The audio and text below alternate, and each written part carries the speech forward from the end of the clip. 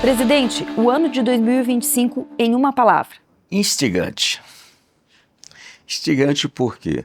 Porque, obviamente, nós poderíamos ter tido melhores entregas, nós poderíamos ter tido mais comprometimento com o futuro do país, que é o mais importante de tudo, mas também tivemos algumas conquistas que foram cruciais para que a gente continue acreditando que vale a pena. Um ponto mais positivo e um ponto mais negativo, se pode dizer assim. Olha, o ponto mais positivo, se a gente pudesse dizer eu diria que o diferencial por ele ter sido inédito foi a SBCOP, a Sustainable Business Corp, ou seja, a efetivação da participação do setor produtivo nas discussões, nas recomendações com relação à COP, com relação ao clima, à descarbonização, ao meio ambiente.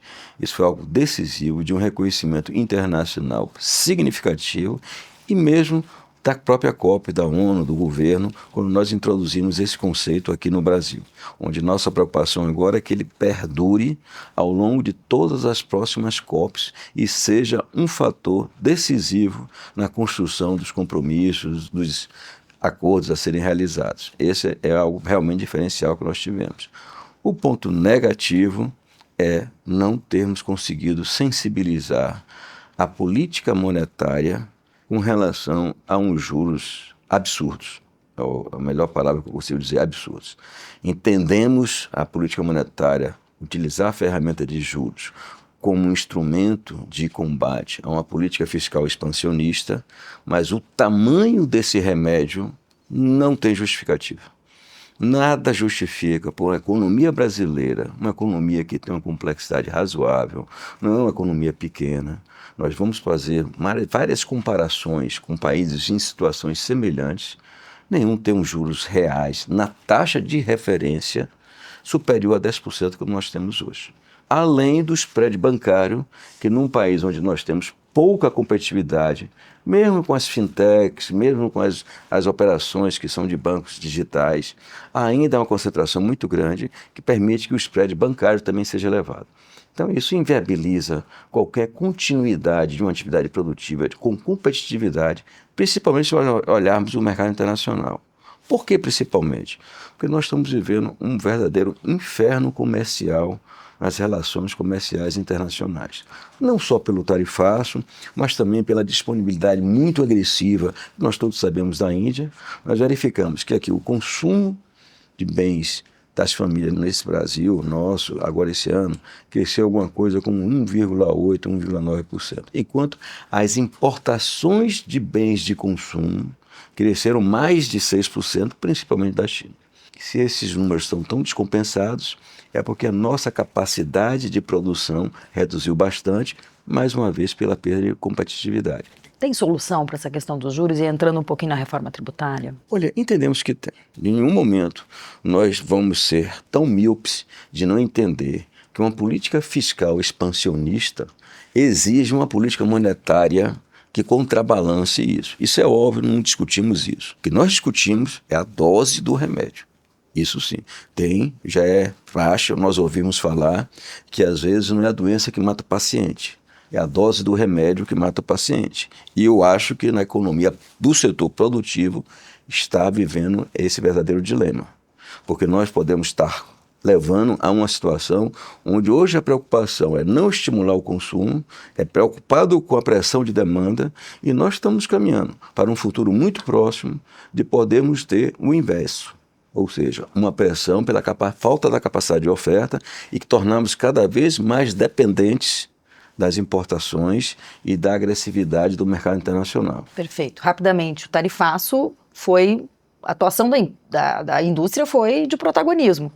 Como tinha que ser, na verdade os setores produtivos se uniram, tá certo? Basicamente indústria e serviços e também o agro, e como nós precisamos sensibilizar inclusive a própria economia americana, que tinha total interesse nessa preocupação de tentarmos ser proativos e propositivos, que tem que ser a combinação dos dois fatores, é que nós tivemos lá, mesmo naquele primeiro momento que o ambiente era estritamente de características políticas ou geopolíticas, o que foi nos dito, nós nunca deixamos de chamar para a mesa a racionalidade da discussão técnica, da discussão comercial, da discussão econômica, do conceito de complementariedade que temos até hoje. Todos os passos nós temos levado. Nós recentemente, essa semana, já conversamos com o ministro Mauro das Relações Exteriores, onde estamos colocando à disposição. Estamos pensando em uma nova ida, empresarialmente falando, para Washington, para concluirmos alguns negócios que estamos conversando. Já tem data? Não temos, porque como nós temos uma expectativa de poder, temos novidades nessa virada de ano, nós não queremos, como se diz normalmente, passar o carro na frente dos bois. Tanto é que nós vamos fazer agora, é importante também todos saberem, nós vamos fazer em maio, exatamente no dia 11 de maio, o que nós estamos chamando de Brazilian US Industrial Day, o Dia da Indústria Brasileira nos Estados Unidos, que vai ser naquela semana que é Brazilian Week, onde nós temos lá muita movimentação. Normalmente nessa semana tradicional que temos em Nova York, brasileira, tem muitos eventos de bancos, de instituições, mas que naturalmente são mais de brasileiros. O que é que nós estamos fazendo agora para incrementar?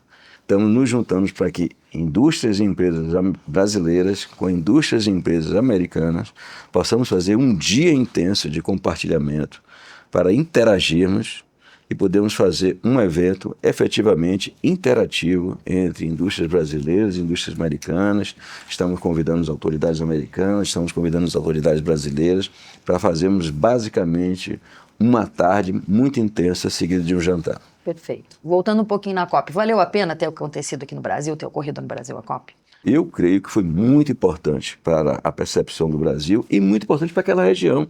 O mais interessante foi que a gente pôde conciliar efetivamente agora as políticas que são discutidas com relação ao meio ambiente, compromissos de descarbonização e do clima, que envolvem diretamente o setor produtivo.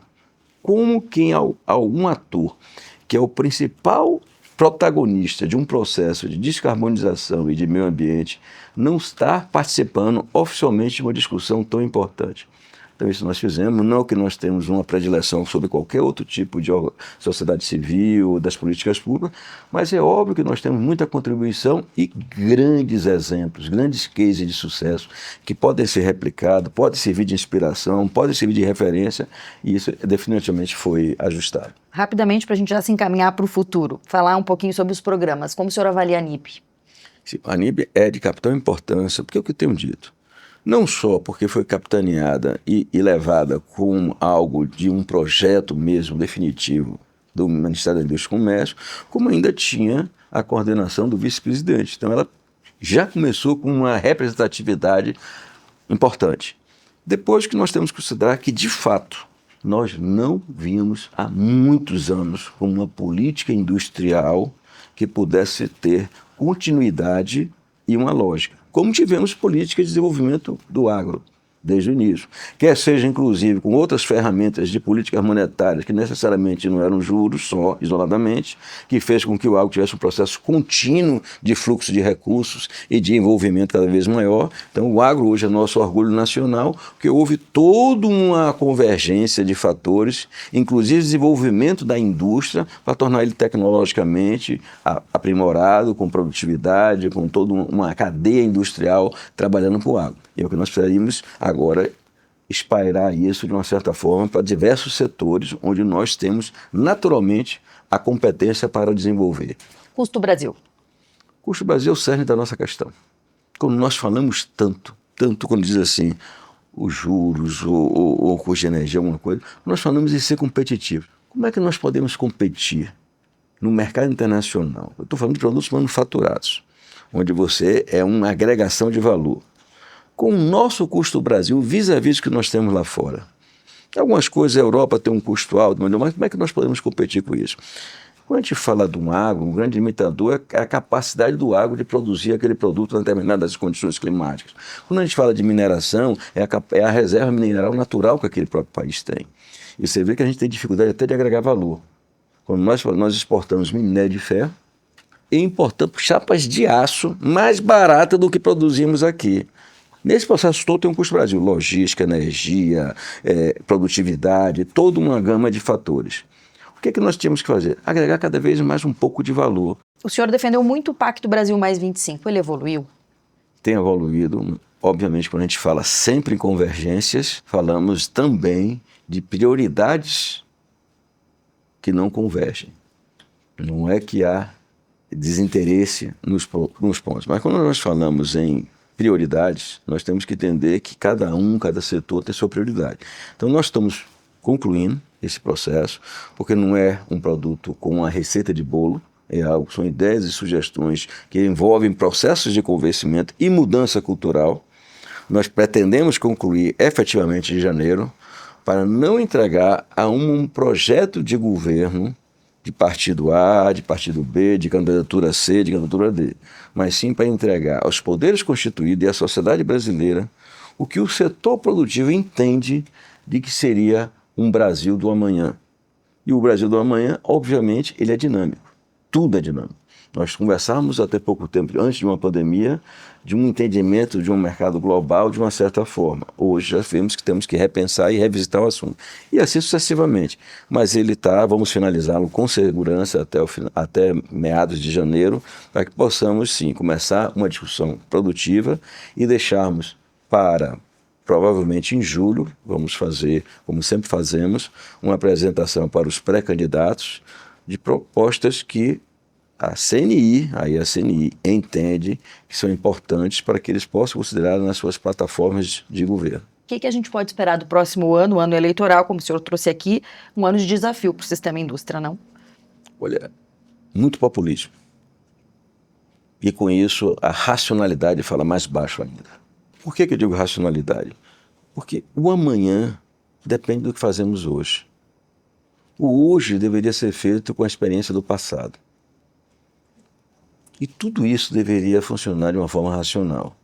Nós temos muita experiência do passado de coisas que viram que não fazem sentido e temos como consequência hoje. E qual é a preocupação do amanhã? A situação de estrutura fiscal do país é séria. Ela precisa ser enfrentada.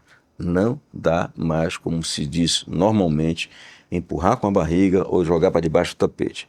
É quase que um mantra de todos os atores da sociedade que 27 vai ser um ano decisivo para a questão fiscal.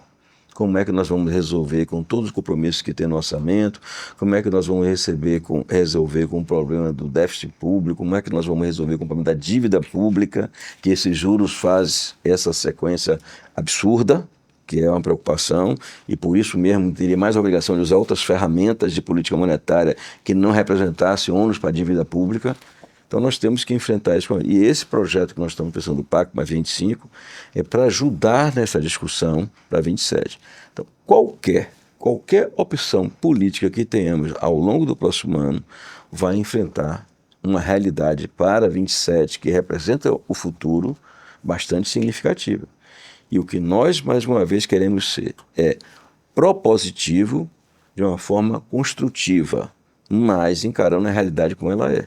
Entendemos das necessidades sociais do Brasil, mas entendemos que você não consegue garantir justiça social com segurança, com sustentabilidade, se você não tiver crescimento econômico também sustentável e contínuo, com segurança jurídica, com começo, meio e fim, com planejamento e com responsabilidade das ações do presente. Otimismo ou pessimismo, então, para 2026? Eu diria que com uma certa expectativa e preocupação. Para encerrar, uma mensagem para todos que fazem o dia a dia do sistema indústria. Eu diria que, por mais que a gente olhe o nosso Brasil, por mais que a gente tende a ser crítico-pessimista, nós precisamos e devemos olhar sempre o copo meio cheio. Ser crítico ou construtivo e olhando o copo meio cheio, você consegue se motivar e continuar achando, como eu acredito, que vale a pena.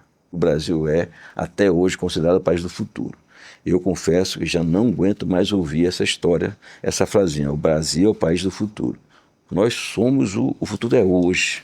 É de hoje que se constrói o futuro, sabendo que nós temos um país heterogêneo, não só regionalmente, mas socialmente, mas que isso é corrigido de forma consistente. Olhando o copo meio cheio, temos que comemorar, então.